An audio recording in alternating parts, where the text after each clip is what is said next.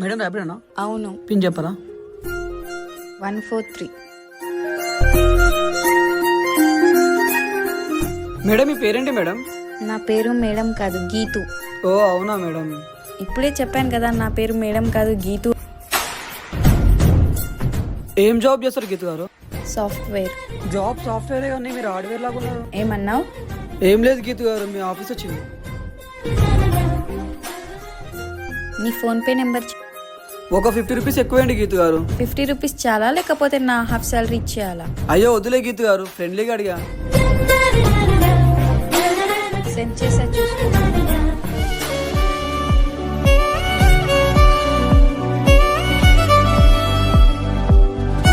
అరే మా అమ్మ ఒక పిల్లని చూసినా మస్తు ఉందిరా.